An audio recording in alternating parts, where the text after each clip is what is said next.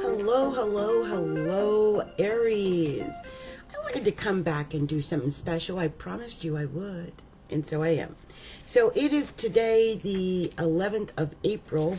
So we're smack dab, in the heart of Aries season. There's about 8-9 days left of Aries season. And by this time, I'm sure you've had an opportunity to see how the last full moon in Libra has affected you, as well as the new moon in Aries on the 6th of the month, right? So you just had that. So whatever happened on the 6th, I'm wondering, how that played out for you.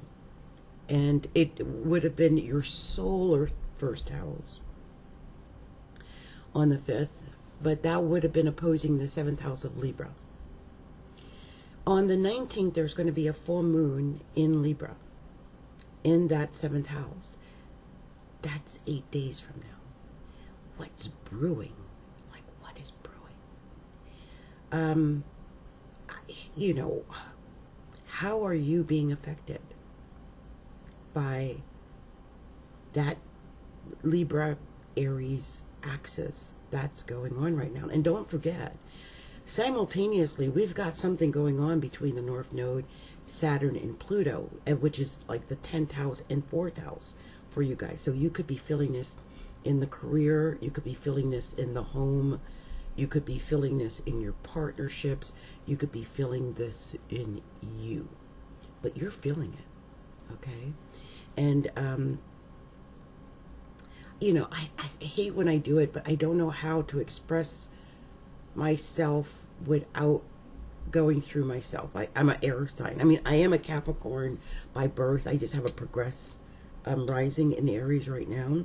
But I can say, as someone with their rising progressed in Aries, I've been through hell with relationships for a while. I mean, it just has been. And there was someone that I've been considering, and this person turned out to be in something, not quite, I don't know what it is, with someone else. Me being a psychic, I picked up on it. It's just, I can't even be mad at the person because it's been hilarious. Because, of course, with, this Libra, we're under this Libra full moon thing since the 20th of March. And Libras have a way of smoothing things over. They're funny. It really isn't as upsetting as I thought it would be. But in my case, it came out in the 7th house. And I expect probably some kind of information around the 20th or so, or 19th, where he might decide, oh, I'm just going to go ahead and stick with this thing I've got living in my house, or whatever, something to that effect.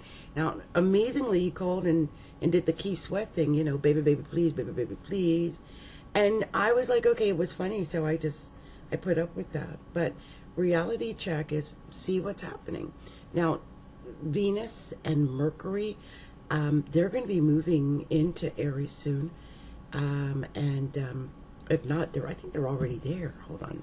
That could be part of it. I mean, if you've got Aries first house, or Aries sun, or Aries Venus, or even Aries moon, and Venus is sitting right there in the first, well,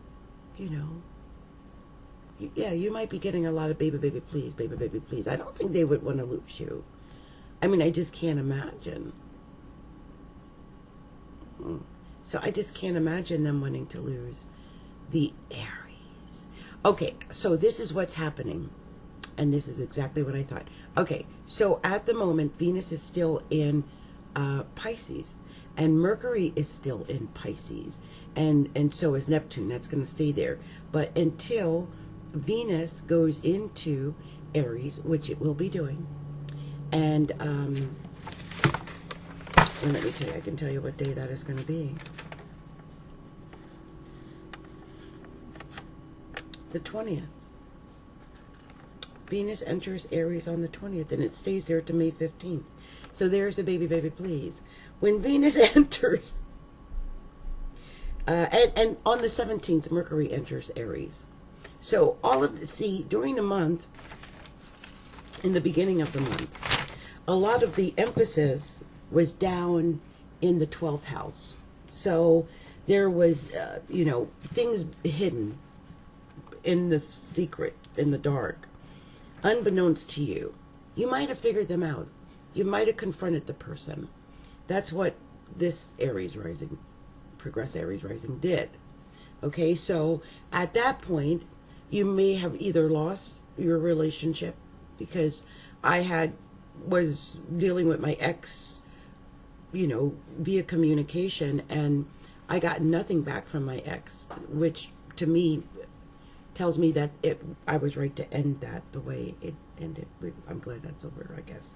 There's nothing there. You ever hear that saying, if you love something, let it go?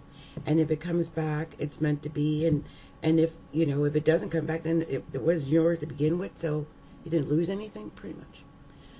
That's what happened with my own husband.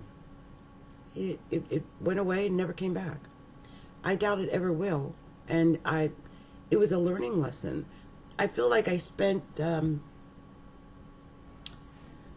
probably the last 5 or 6 months in that marriage getting angry, frustrated, and, pretty much like, what are you doing? What about the commitment? That type of situation. And I think a lot of it has been because there has been a lot of emphasis in our 12th house. A lot of Pisces. There was a lot of Pisces. But I think overall, with Neptune and Pisces and things of that nature, it really wasn't helping our cause, because a lot of emphasis had us hidden, or it was hidden in the 12th house. But now things are going to come to light. As of the 17th, Mercury goes into Aries. That's the first house. That means right there, front and center. What you have to say, people will hear. What you have to say means something, and you'll be able to express yourself, express your personality, express whatever it is that's bubbling up deep inside, and you'll be able to get that out. Right now, I think as we try to express the Aries, whatever that is, coming out from the deep subconscious, it might be coming out a little garbled, it might be coming out a little hard to understand, and so you're not getting the results that you would get once that Mercury is in the first house and you're a succinct communicator and people understand the words that are coming out of your mouth. And when you add Venus to that on the 20th, wow. Baby, baby, please, baby, baby, please. Because if they let you go, someone's going to snap you up, child, and they know it. You're at the peak right now, Aries. Sun sitting all up in the first house. And then you're going to have Venus and Mercury in the first house. And then even when the sun goes out of the first house, it's going into the second house. Oh, you're about to get money. Money. Okay? And I have a feeling that you're getting money due to your communication, because Mars is going to be in Gemini for a while, I believe. Let me see. Yeah, Mars is there. Mars is there for a minute. Okay? So communication is where it is at. Okay? What you communicate, hopefully you'll be able to communicate succinctly. People will understand you. They'll get you. You'll feel like, wow, people understand me. They really finally get me. If you have any issues that pertain to mercurial things, like, I'll give you an example. I had a Patreon account. In there, I had it, people were signing up for monthlies, but then they weren't doing the monthly right. So I thought, okay, let's try procreation. What they did was they billed some people as much as $150. It was a nightmare. That is like Mercury garbling. And so, and you know, that type of thing, be cautious of that. But that kind of thing should all work out. Now, one of the things I do want you guys to be aware of, though, is that Jupiter is going, well, as of today, Jupiter is officially retrograding. Started retrograding yesterday on the 10th. So Jupiter is retrograding in the 9th house, the solar, you know, the natural 9th house for Aries.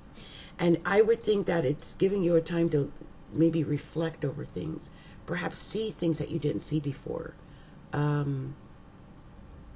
You might be able to look at life from a much more philosophical and spiritual light than before. And wow, I keep giving examples, but I can't help it. It's just one of those things. Okay, so I was looking over, because I'm that kind of person. When I broke up with my husband, I saved the conversation, and because I figure one day yeah, maybe I am a little narcissistic, but I figure one day I might get famous. And if I do, I want to have the breakup there. And I want a word for word.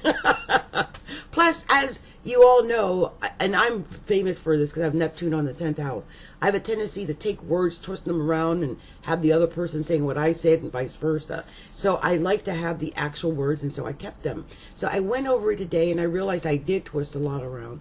And I also realized that part of the problem that I had with my ex was not so much that he was like this overtly narcissistic man at all. No, not at all. He was very calming. He was just, I've learned over the course of time what it is. It took me a minute because I thought I was the flaming narcissist. But I was thinking, wait, that can't be. I know how to love. Right? That's the one thing about narcissists. They don't love. People are like supply. They're not, it's not real. It doesn't go down to the core. If you don't got a soul, how can you fill it with anything? You understand what I'm saying? Anyway, so I went and I looked, and I realized that I was, really flaming my own marriage because I had it. I had been with someone who was just not giving back anything as far as emotion. And I had went to, and so when I looked at that, I was like mortified, first of all. I am black, Puerto Rican. What do you think I'm going to do? I got a lot of emotion here, okay? And I grew up in a family where we talk. We don't hide our emotions. We don't stuff. No stuffing. And so when I realized this, I had went on and I had seen this thing on YouTube, and it was a woman where they had her screaming and yelling at her husband, and they were saying how she was narcissistic. And I defended her, and I'm like, she ain't narcissistic. That ain't narcissistic. She gave examples of that asshole ignoring her, devaluing her, ghosting her. Like, no. This is a woman who got into a marriage and thought she was getting love, affection, and devotion, and all the things that most marriage vows say. Love, honor, cherish, all of that, right? But somewhere in the marriage, this dude stopped giving it. She gave multiple examples, okay? Yeah, it was coming from her because, well, what else does she have to pull from but herself? And so there were a lot of people on this saying, oh, she's a narcissist, or, oh, listen to this, all she can talk about is I. And I'm thinking, well, he's not talking at all. So that's all she's got to pull from, is from her own emotion. And I realized as an astrologer that, first of all, girlfriend was not a narcissist. What I saw was most likely someone with either Cancer, Sun, Moon, Rising, okay, and Venus, or Leo, Sun, Moon, Rising, or Venus, or Aries, Sun, Moon, Rising, or Venus. Really? Or maybe even a Libra, Sun, Moon, Rising, or Venus. No, because they would have kept it quiet. It was one of them. She was probably a Leo, a Cancer, or Aries. She expressed. Okay, now the husband probably was just a Taurus. He was just there to get his, and probably was getting it elsewhere. And he was, he didn't give a shit. He probably felt like he was trapped. Some men look at the wife like they're a ball and chain. And so meanwhile, it was just like a dog barking in his ear. He wasn't saying anything, doing anything. But she was just barking. Because she realized her hopes and dreams were gone. Like, she's in this marriage with kids, with a man who didn't even, like she said, you don't even kiss me, you don't give me no affection, you don't do this, that. And I'm sure she was dying inside. Imagine a Leo, Sun, Moon, Rising, or even Aries. Sun, Moon, Mercury, Sun, Moon, Rising, or Venus.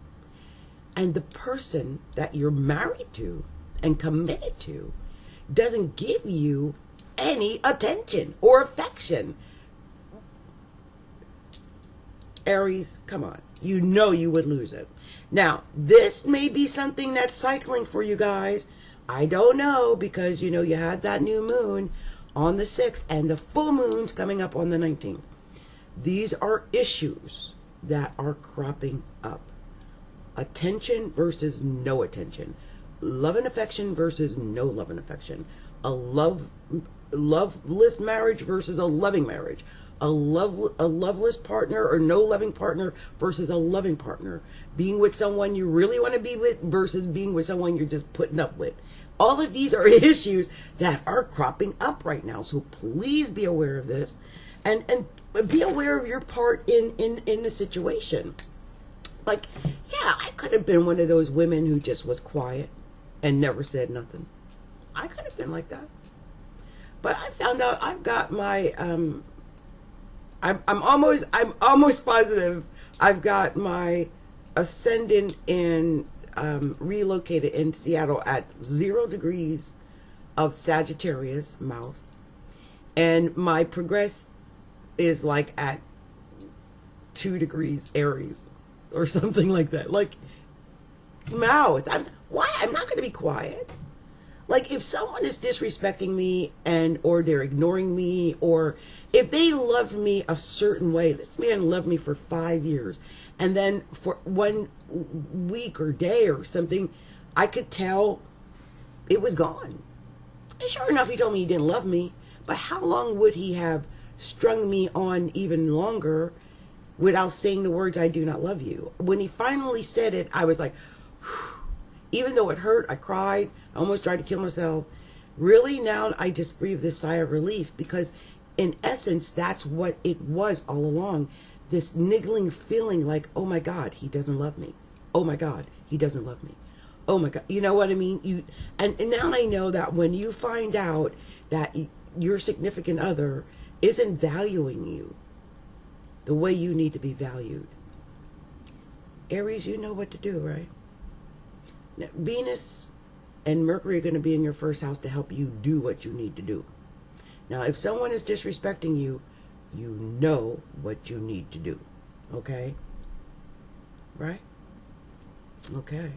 Now, Saturn and Pluto are going to be retrograding in Capricorn up in the 10th house. And they are going to be opposing that Cancer North Node down in the 4th house, getting in touch with the emotions, down in the home with the family, talking it out, being honest, spilling it out. Family junk probably coming up, I could see. Or stuff in your home, I could see that happening. But whatever you do, please use your emotions. I think Cancer North Node is begging us all to use our emotions. Emotions.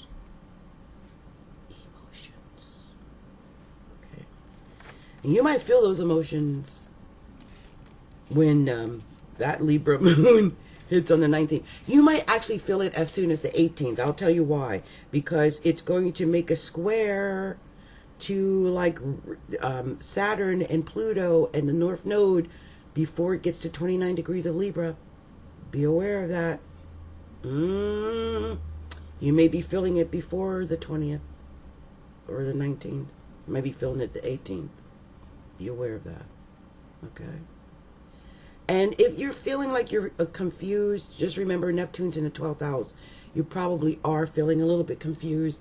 I would be cautious about drinking too much or, pills and stuff like that, while Neptune is sitting smack dab in the 12th house like that. And, I would just be cautious of that. And then also, there could be some issues with money. Now, I'm not saying... Let me just say it this way. If you haven't had a lot of money, well, you might find you're going to start getting some money because Uranus is there. It's going to change up whatever's happening. So if you're someone who's been poor or you've been feeling like, no matter what I do, I just can't get the money. Well, Uranus is there and it's going to be like, we're going to help you get this money. I think maybe that's why, certain planets are retrograding to make sure they go back over things. Whatever Jupiter needs to teach you up in the 9th house, please learn it this time, because it is retrograding into August. And so you got a lesson. That's a life lesson. 9th house is life lessons. Sag, especially with Jupiter and Sag, life lessons. So life lessons coming again. It's just like me learning that I was like exhibiting what some people call narcissistic behavior with my husband, but actually when I look at it, what the words I was saying wasn't really narcissistic. It was what they call crazy codependent. So life lessons, if you can, figure out these type of things. Then when Pluto goes retrograde on the 24th, I think, or is it the 25th? Let me make sure. 24th. So yeah, it's going to be retrograde until October 3rd, by the way. Pluto's going to retrograde in your 10th house. That's your career. Saturn's going to retrograde on the 29th. That's your career. Oh my gosh. So look, there's a couple of ways this can happen. It could be that, okay, it's retrograding in the 9th house, in the 10th house of your career. Just means your career could tank. It could. But it could mean that you're going to go back over, renew, review, revive, rejuvenate, recalibrate, regenerate, everything, all of it. You got a chance to go back over your career. If your career is not giving you what you want, and you know that more is possible in your career if you just did it, then go back and do it. Go back and do the things that you know you didn't do before. The things you know you need to do in order to be successful. If you do that now, wow, especially in May. Don't forget, Venus and Mercury are going to be going into the 2nd house. Line it up now. Line it up now in April. Oh my gosh. While the sun is still in Aries, line it up now before they ever go retrograde. Start thinking about your career, your business, your image, all of that. It's all going to go, you can make things happen. Go back over your career. If you are, I know what I'm going to do. I know what I'm going to do. So if you're someone who has your own business or something like that, or you're in a business, or even if it's at your career, you work for someone else, go back over, say, your old accounts, your old work, your old clients, revisit old things that you thought were dead. What is it? Renewals. Go back over your renewals and stuff like that. That's where the money is right now. And you're going to be able to be successful. These planets are retrograding until the fall. One is Saturn is the 18th of September, and Pluto the 3rd of October. We've got months to go back over and hopefully regenerate our old career ambitions and aspirations and bring in income from these things, because Uranus is going to be in the 2nd house and it's going to be there for the next 7 years. So let's change our financial trajectory and make ourselves successful. We can do this, Aries. It's going to go down. All right? Anyway, I had to come back and give you guys this message because I just knew I didn't give you all the message I needed to give you before. I knew there was more. You guys had to hear this.